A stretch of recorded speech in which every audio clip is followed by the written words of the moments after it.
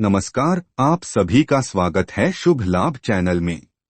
नवरात्रि में धनिया के चमत्कारी उपाय से होगा हर समस्या का समाधान, जल्द ही बन जाओगे बड़े धनवान। मित्रों, नवरात्रि के पावन दिन चल रहे हैं। वैसे तो माँ दुर्गा हर पल अपने भक्तों का ख्याल रखती हैं, लेकिन नवरात्रि में इनकी पूजा विशेष फलदायी मानी जाती है। इस दौरान पूजा का लाभ भी जल्दी मिलता है, क्योंकि माँ दुर्गा नवरात्रि के दौरान पृथ्वी पर आती हैं और 9 दिनों तक यहीं पर रहकर अपने भक्तों की मनोकामनाओं को सुनती हैं। इसलिए माँ दुर्गा को प्रसन्न करने के लिए नवरात्रि को सबसे उत्तम माना जाता है। नवरात्रि में जो भी जातक पूरे श्रद्धा भाव के साथ माँ दुर्गा की पूजा करते हैं, उन पर माता रानी प्रसन्न होकर अपनी कृपा बरसाती हैं। साथ ही इस दौरान कुछ उपाय करने से जीवन की सभी समस्याएं दूर होती हैं। मित्रों, रसोई घर में इस्तेमाल होने वाली बहुत सी चीजों का प्रयोग ज्योतिष उपायों में किया जाता है। ऐसी ही एक शक्तिशाली चीज है धनिया। धनिया खाने का स्वाद भी बढ़ाता है और इससे घर परिवार में सुख समृद्धि बढ़ाने के लिए ज्योतिष उपाय भी किए जाते हैं। धनिया आपके भाग्य को चमका सकता है। इसके जरिए जीवन की बड़ी से बड़ी परेशानियों को कम किया जा सकता है। कर्ज की समस्या से छुटकारा पाने से लेकर धन प्राप्ति तक में ये काम आ सकता है। धनिया आपके घर से क्लेश कलह मिटा सकता है।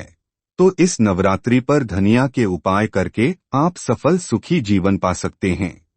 वीडियो को पूरा देखें और आखिर वाला जबरदस्त उपाय तो अवश्य ही करें। आपका भाग्योदय हो जाएगा। मित्रों, धनिया को सौभाग्य और संपन्नता का प्रतीक माना जाता है। धनतेरस जैसे अवसरों पर धनिये के बीज की खरीदारी को शुभ माना जाता है। धनिये के बीज से मां लक्ष्मी की पूजा की जाती है। धनतेरस पर शुभ मुहूर्त में सूखे धनिये के बीज खरीदकर घर में रखने से परिवार में धन संपदा बढ़ती है। दीपावली भी जल्द ही आने को है। दीपावली पर लक्ष्मी पूजन की थाली में धनिया रखा जाता है और बाद में उसको क्यारी, गमलों, खेतों आदि में बोया जाता है। केवल धनिये के नाम में ही धन नहीं है, बल्कि धन प्राप्ति के कारक का ये काम करता है।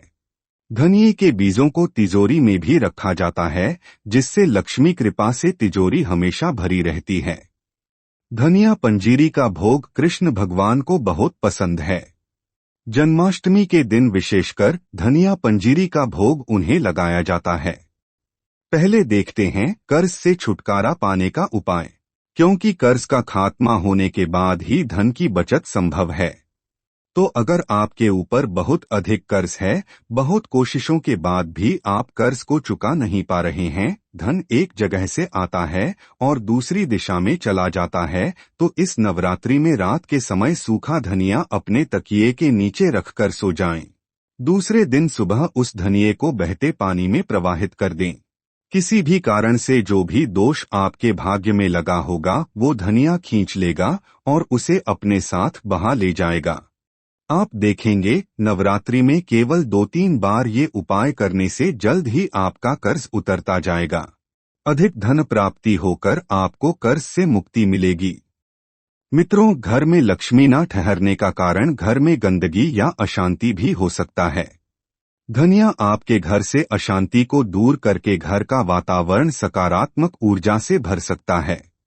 तो अगर आपके घर में हर समय क्लेश कलह का माहौल रहता है, तो थोड़ा सा सूखा धनिया घर में पूर्व दिशा में रखकर वहीं बैठकर हनुमान चालीसा का पाठ करें। परिवार के सदस्यों में आपसी संबंध सुधरेंगे और उनके बीच स्नेह बढ़ने लगेगा। आप देखेंगे, घर में खुशहाली आ जाएगी। मित्रों, नवरात्रि में हल्दी, काली इलायची, तेजपत्ता जैसे मसाले व्रत में खाने की मनाही है। लेकिन कुछ मसाले ऐसे हैं जिन्हें नवरात्रि व्रत में खाने की अनुमति है, जैसे जीरा, काली मिर्च, हरी इलायची, लौंग और धनिये का प्रयोग आप खाने में कर सकते हैं। तो अगर आपको व्रत रखने के कारण कमजोरी आ गई है, चक्कर आ रहे हैं, तो आप सुबह सुबह 1 चम्मच सूखा धनिया चबाकर खाएं और उस पर पानी पी लें, या फिर धनिया पाउडर को पानी में मिलाकर भी आप पी सकते हैं। इससे आपको चक्कर आने बंद हो जाएंगे, कमजोरी की शिकायत नहीं रहेगी। धनिया की तासीर ठंडी होती है, जिसकी वजह से एसिडिटी, गैस बनना या पेट में जलन होना, ऐसी समस्याओं में राहत मिलती है। ब्लड ग्लूकोज लेवल का अनियंत्रित होना, कोलेस्ट्रॉल की अस्थिरता, उच्च रक्तचाप जैसी समस्याओं में साबुत धनिया बहुत लाभकारी है। लेकिन किसी भी चीज का अधिक सेवन नुकसानदेह हो सकता है। मित्रों, अगर आपका धन कहीं अटका हुआ है और काफी कोशिशों के बावजूद वापस नहीं मिल पा रहा है, तो ऐसे में आप नवरात्रि में किसी भी दिन कागज पर उस व्यक्ति का नाम लिखें, उसे माता रानी के चरणों में रखें, फिर उसमें सूखा धनिया रख दें। मां से अपनी व्यथा कहें और जल्द वो धन वापस दिलाने की प्रार्थना करें। बाद में उस कागज को उठाकर बहते जल में प्रवाहित कर दें। इस उपाय से आपका अटका हुआ धन बहुत जल्द मिल जाएगा। मित्रों, कई लोगों की समस्या ये होती है कि वे धन तो बहुत सारा कमाते हैं, लेकिन वो धन टिकता नहीं है। कितनी भी बचत करने जाएं, कोई न कोई खर्चा अचानक सामने आता है और धन चला जाता है। ऐसी समस्या से छुटकारा पाने के लिए आप इस नवरात्रि पर बुधवार के दिन शुरू करके हर बुधवार को गाय को हरा धनिया खिलाते जाएं। ऐसा करने से आपके खर्चों में कटौती होगी और आय में वृद्धि होगी। आपकी आर्थिक स्थिति मजबूत बनती जाएगी, क्योंकि धन घर में टिकने लगेगा।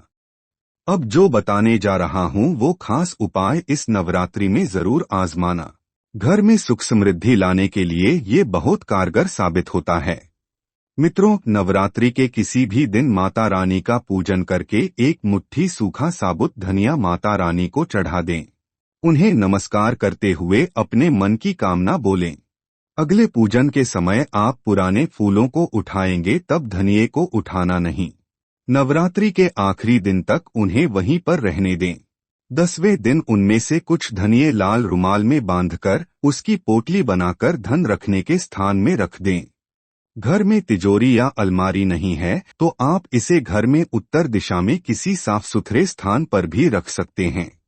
ये पोटली धन को चुंबक की तरह खींच लेती है, दिन ब दिन धन में वृद्धि कराती रहती है। अब उपाय यहाँ पर खत्म नहीं होता। आप बाकी बचे धनिये के बीज घर के आंगन में बो दें। आपके यहाँ आंगन नहीं है तो गमले में बो दें। जैसे जैसे धनिया में अंकुर आने शुरू हो जाएंगे, वैसे वैसे आपके जीवन से परेशानियां, दुख, अड़चनें दूर होनी शुरू हो जाएंगी। दरिद्रता समूल नष्ट हो जाएगी। घर में सुख समृद्धि आएगी। मित्रों, इन उपायों के साथ ही नवरात्रि में माता की विधिवत तरीके से पूजा उपासना भी करें। केवल संकट के समय ही नहीं, बल्कि हर समय उनको याद करें, ताकि आज के बाद आपका दुख दरिद्रता से पाला कभी ना पड़े। तो जाते जाते माता रानी के प्रति अपना प्यार जरूर दिखा दें। कमेंट बॉक्स में जय माता दी लिख दें। ऐसी ही धर्म कर्म से जुड़ी बातें सुनने के लिए हमारे वीडियो देखते रहें। चैनल को सब्सक्राइब करें और बेल आइकन को दबा दें। हमसे जुड़े रहें।